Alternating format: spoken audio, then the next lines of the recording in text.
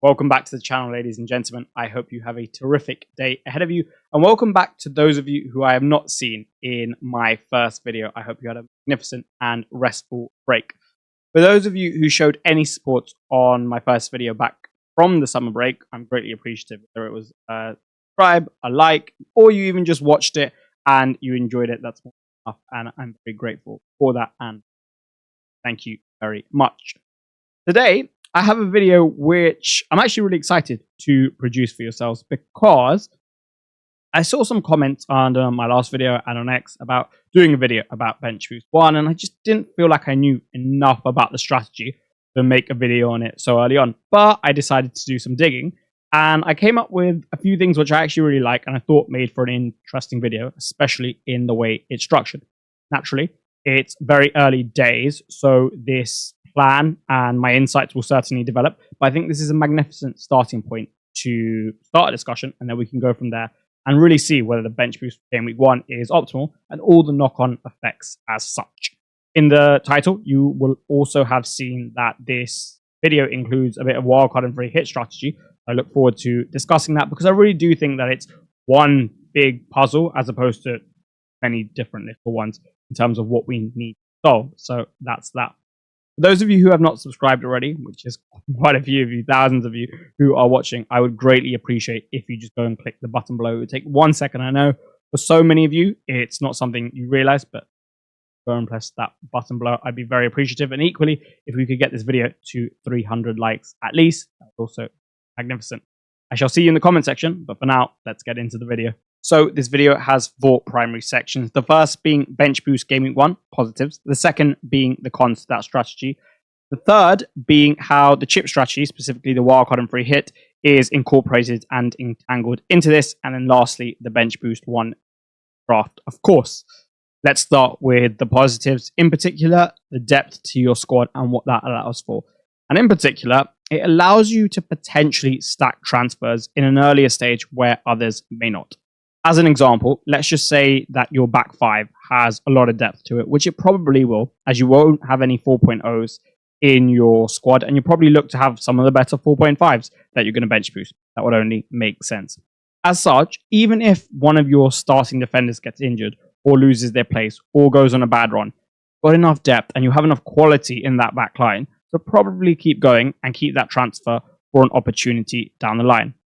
These opportunities could include going for a differential down the line that no one really has, but all of a sudden is coming up to a mini fixture swing, ors look good, but hasn't got any returns. The underlying data is there, but again, hasn't got any of the returns.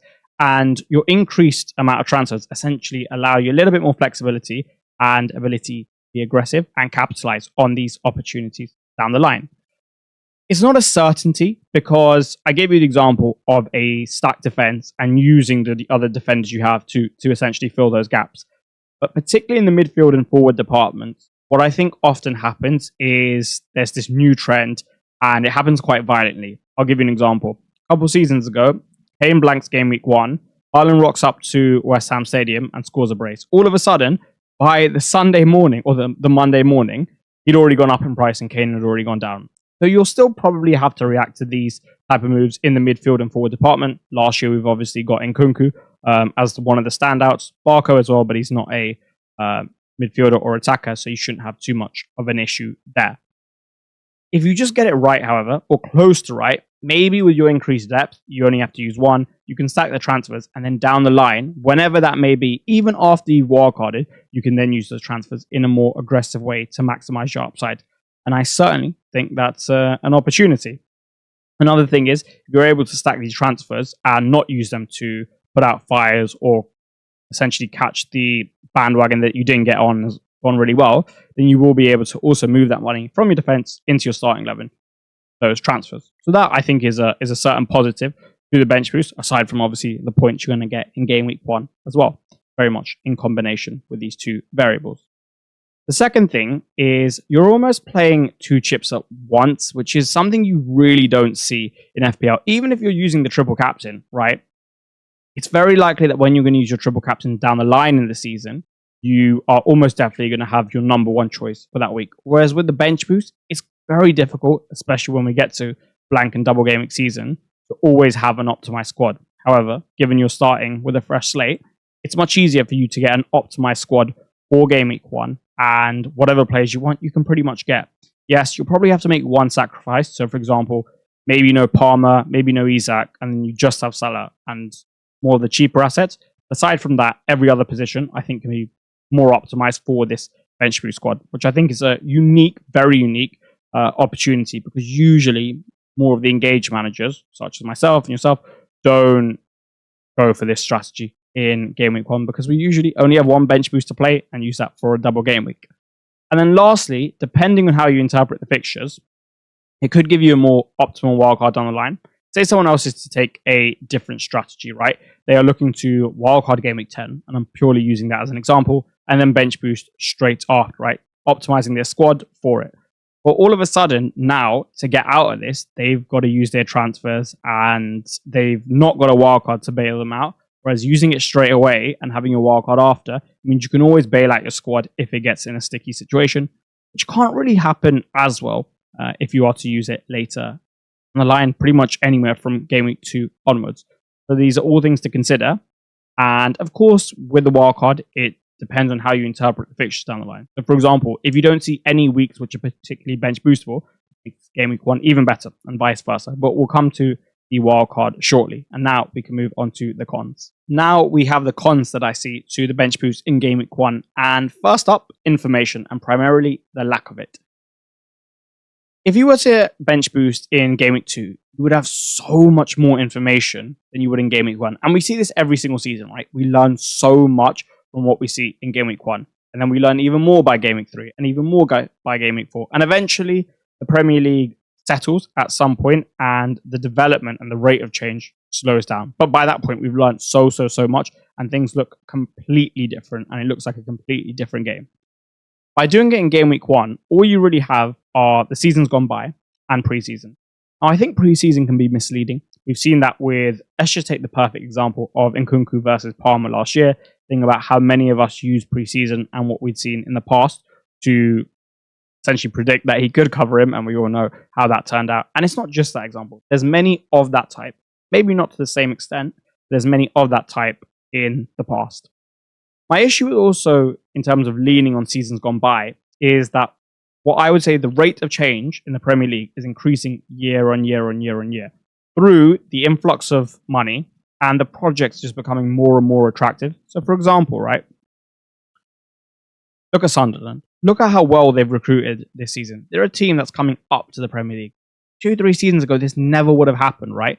Never would this league have been so competitive. And because the league is so competitive, and I think it's so tight, like you've got the traditional top six, yes, but then you've got Newcastle, who have a really, really good squad. And they obviously got Champions League last year, right? And they've added Elanga, okay? And they've already got Isak, arguably the best striker in the world last season. You've got Gordon. You've got the depth in Barnes on that side. You've got the depth in Murphy on the other. You've got a top midfielder in Bruno Guimaraes, Joelinton, Sandro Tonali, Lewis Hall, Tino Livramento, and so on and so on and so on, right? And they're not even part of the traditional top six. You've got Villa. They've got a lot of quality. Brighton. Fulham, yeah, sure, they haven't recruited much, but still a very good team with a very good coach. And on their day, can beat pretty much anyone. And I could keep going down the list. Aside from like 2 or 3 teams, aside from the promoted sides, so much talent. And anyone can honestly beat anyone on their day, right? It's not like City are going to rock up pretty much anywhere outside of maybe a few teams, and you're going to guarantee that they're going to beat them. Or even with Liverpool, right? Anyone can beat anyone. And I think having not seen how this season's going to develop could be a major disadvantage. Or at least maybe you're gambling a little bit. The other thing is, in a relative aspect, down the line, everyone's going to have more information. So not only do you have a little, but everyone else could also have a lot down the line. That's the first thing. Now, the second thing is more so subjective, right? And this is one point in particular which will certainly develop throughout preseason. We gain some information, and my scouting certainly continues and starts really.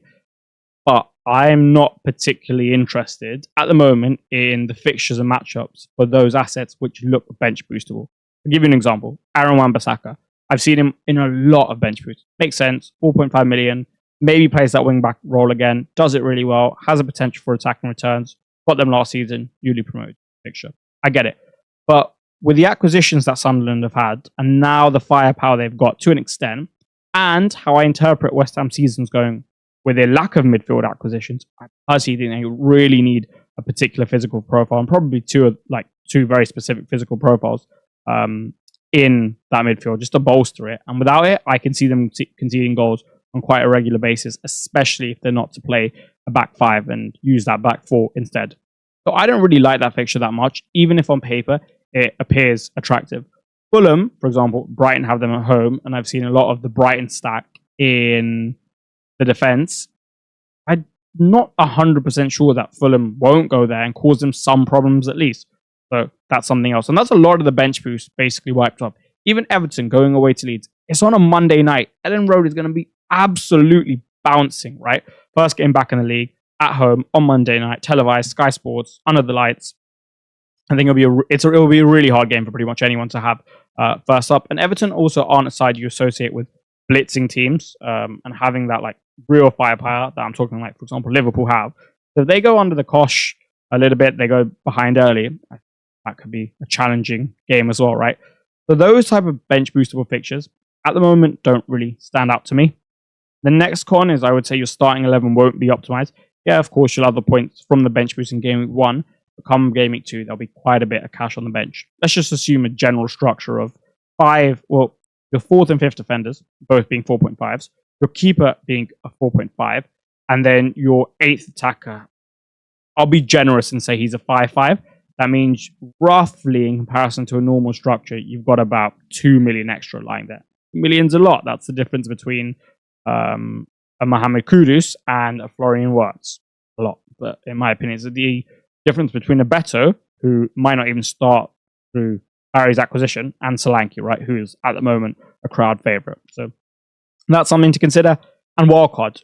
Obviously, your funds are spread. Maybe things don't go so well for you, like I spoke about in the last slide. The opposite of that, and maybe you do have to put out a lot of fires, and maybe you did miss quite a few bandwagons. And in which case, does it force you to use a wildcard early? And do you really want to be doing that? You don't want to be forced into it. And I think you are putting yourself in a position where you could be forced into it, right? For example, I've seen a lot of bench boost squads, no Palmer. At the moment, I'm not a huge fan of that because I think Palmer is probably one of the more nail players in my side come game week 1, and then you're going to have to restructure to get him without a wildcard, may be challenging, especially with buyers early season. So those are the cons that I would say. I'm going to move a fair bit into strategy now. And if you were to play a bench boost one, how it potentially could pan out for you. We shall now move on to the chip strategy. And first, we'll start with the free hit with a little bit of discussion about the wildcard. It's very early thinking. And as I expressed in the introduction, there will certainly be a development to this strategy as we understand the openings for those fixtures far, far, far better. And, preseason develops and we learn some things from there. I think with a bench boost 1 strategy, you're looking at an early-ish wildcard, right? Like, it's unlikely you bench boost game week 1 and then don't wildcard until game week 19, as an example. Naturally, as I say in the paragraph below, it will be circumstantial. Some squads will just come out the gate. Your bench boost will do so well. All the players you pick will be magnificent. You won't have fires to put out. You'll maybe use 1 or 2 here or there, and you'll just be able to stack them and then use them down the line to almost act as a mini wildcard. Get another 5 in game week 16, and maybe you do wildcard 19, right? Taking a broader and more general stance, I think that's unlikely, and I think you'll probably miss out on 1 or 2 bandwagons, and maybe you get an injury or 2, and one of your players doesn't do so well, and at some point you might be forced into it. At least you won't have the opportunity for those challenges that arise to maximize your squad by getting the money off the bench into the 11, in which case maybe you'd want a wildcard. And if you were to do that, this is what I think could be a cool strategy. Now, this is being paired with the team that I've built, which will be shown at the end. So if you want to skip there now and then come back, you can certainly do that. Free hit in game week 6. And the reason I like this is I looked at I looked at pretty much all of the other weeks. There wasn't one week which really stood out for a free hit, just in general. But one thing about this game week is, with the team I built, you've got no Manchester City. And this will give you 3 times Manchester at home to Burnley. I really like it. And the assets you're going to have, Ryan Aït-Nouri, Erling Haaland, +1, quite unattainable if you're not already in that structure with transfers, right? Maybe you'll go 3 times Bournemouth versus Leeds, and from the drafts I've seen, there's not many Semenyos, there's not many Zabanis, there's not many Petrovic's or Evan Nissen, right? Evan Nelson, apologies. So maybe you want to go there. There is triple Nottingham Forest in my draft currently, but maybe you differ from that. Maybe you have double, maybe you only have one, and this will at least give you the opportunity to get 3 for their fixture at home to Sunderland. Maybe these aren't the best fixtures by the time we roll around, but on paper, right now, they look better. And the other thing is with the week is it's slightly awkward. Like Villa, Chelsea, Liverpool, and Spurs, I think all are fixtures which at the moment I'm finding challenging to interpret without more information. And it really would be guesswork. So at least by that time, if there is an opportunity to be exploited there, and one of these 4 teams look like they're going to put the other team to the sword, you could bet there where maybe people won't have too much of one of these 4 teams, / you can just get a little bit more, right? So I think that could be an interesting play. It's primarily to capture Game Week 6 with Manchester City and the fact that I don't see too many other fixture sets which look great. One thing, though, is I'm really going to consider, if I'm not using Bench Boost 1, keeping myself very flexible, because I'm sure, like I mentioned, with the fixture interpretation being challenging at the moment, opportunities will arise that we don't expect and aren't currently envisaged, or not envisaging at the moment, and as such, having it in your back pocket and just playing it and trusting that you get an opportunity would be quite cool, I think. So that's something else that you can consider as opposed to like almost locking it to Game Week 6, just being very flexible about it. From what I saw, Game Week 7 for a wildcard after bench boosting Game Week 1 could potentially be a very good strategy when coupled with a free hit in Game Week 6 for 6 reasons you are about to see on screen. The first being, in my personal opinion, I don't think having Arsenal assets from the off is a particularly optimal strategy. I can understand 1, maybe 2, but for me, 0 at the moment is a more optimal approach. And as such, if I were to be on this strategy, I would like to transition from none to a triple up, because from Game Week 7 to Game Week 14, according to Fantasy Football Hub, they're the number 1 ranked fixture set. And having looked at the fixtures, they are an attractive set straight away. So I could go from none to the likes of Saka, Gabriel, and then let's just say maybe a defender or another attacking asset. We'll also have some more clarity on who's going to play what role, the system, who's going to get the minutes. For example, Martinelli versus Madueke, where will Havertz play, how will they incorporate the new big signing, and so on and so on. I think it could be a better time to jump on Arsenal as opposed to start of the season. And that's something Game Week 7 wildcard will allow. The second thing is Chelsea, but going in the other direction, because in Game Week 7, Liverpool, in Game Week 8, Forest, and who knows, maybe that is a challenging fixture at the time. Maybe it's a really easy one. Who knows what state either of the clubs are going to be in. But let's just assume that, at least following the FTR, it's going to be a little bit challenging. You want to reduce your coverage there. Following their good run from 1 to 6 makes a lot of sense. They've also got Sunderland in Game Week 9. So if you're in a good position with transfers that you've stacked from a successful Bench Boost 1, you can maybe look to get them back after these 2 games. Maybe you can build a squad where you're going for depth because this wildcard's going to last you a long time, and you have a few Chelsea assets, you just bench them for the game against Liverpool as an example. And I think what the wildcard does here is it facilitates all options, which is quite nice, right? It gives you that sense of comfort, knowing you can kind of go either way. 3 or C, potentially you could take some funds out of your forward starting lineup by downgrading one of the likes of Wood, Dominic Solanke, João Pedro. Move them into a Strand Larsen, who, according to Fantasy Football Hub, has the second best fixture set for Game Week 7 to 14 and profit at a cheaper price.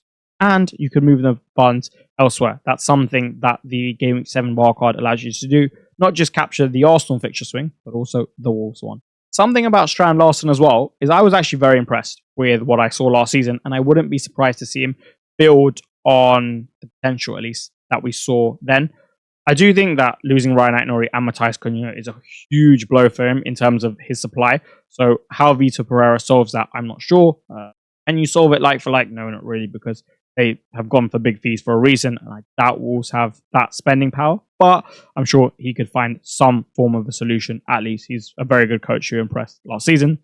D is City have a fairly attractive fixture on 7 to 10, or at least could, given what we see on paper at the moment. And you could go for a massive shift of structure. from the draft I've shown or something similar, which probably doesn't include Haaland or Guardiola/Ryan Nori from what I've seen in general with bench boost drafts, and acquire them, right? And then capitalize in a way that a lot of other people who won't be wildcarding at this time just can't, or they'll have to take hits and perform mass surgery to get this done. Similar to Chelsea, but to an even greater extent, Liverpool embark on a challenging set of fixtures defensively.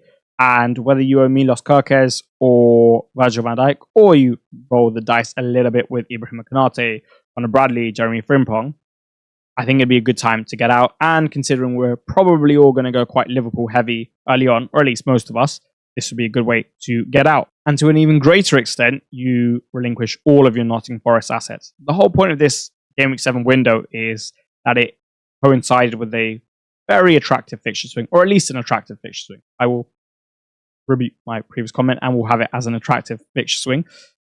Forest have a rough swing here, and I think potentially selling all their assets, unless they're on fire, could be a good move. Obviously, it didn't really work last year when their fixture swung, but they kept going. Nonetheless, maybe this is the season for it. It's interesting looking at this draft, which has 0.5 million in the bank, by the way, in case you missed it, because when you were watching the section on cons, you may have noticed that I wasn't exactly very bullish on the strategy. And overall, currently, I'm not, primarily due to the fixtures and matchups. That's the main point for me. There's not too many attractive ones that I'm looking to target. And the fact that alongside that, I have a starting 11 for weeks gone by, which isn't optimized. With the first one, I can't tolerate the second one. If that was more attractive, maybe so. But at the moment, it's difficult for me to justify that.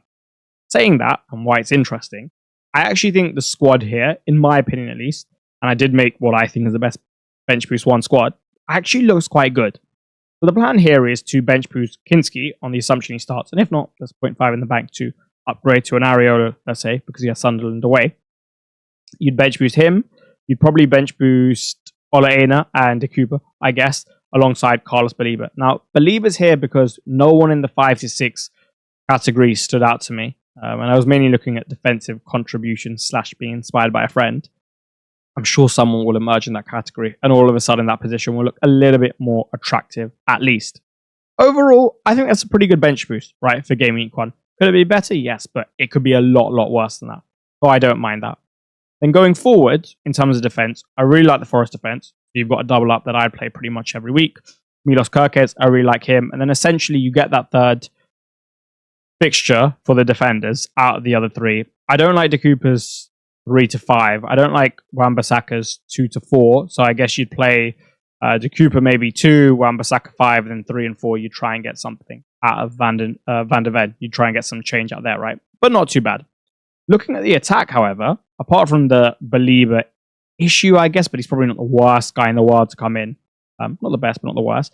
The front seven, I really like it. I mean, Solanke, Wood, João Pedro, Palmer, Iliman Njaya, Mohamed Salah, all were in my draft yesterday. So I can't not like it.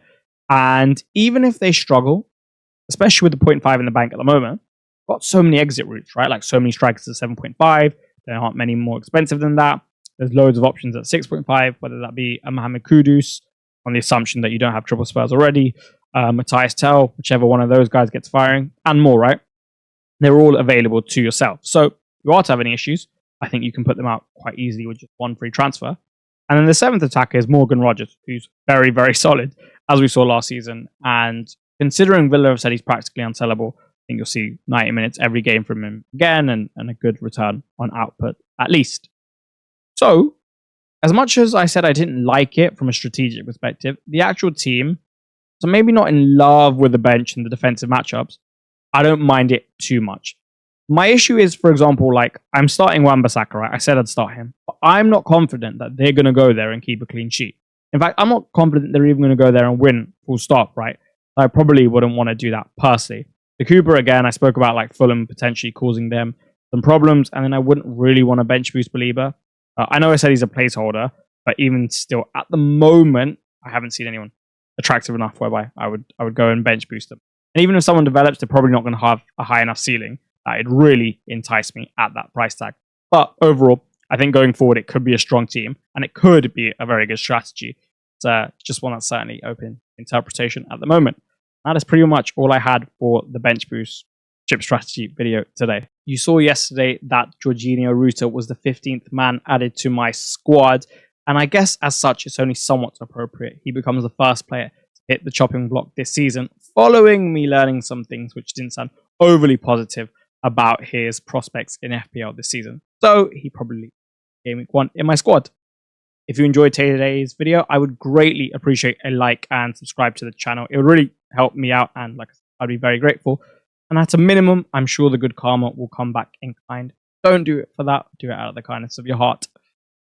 If you have any requests for videos throughout this preseason, because I will be producing a lot of content to help you out, then please let me know, because I was certainly inspired somewhat by your comments and it pushed me to do this video. And I wasn't originally thinking about it, so maybe it'll come out the next day after you comment. In the meantime, until the next one, I hope you have a wonderful day, and see you then. Thank you again so much for the support. I really do appreciate it. Goodbye.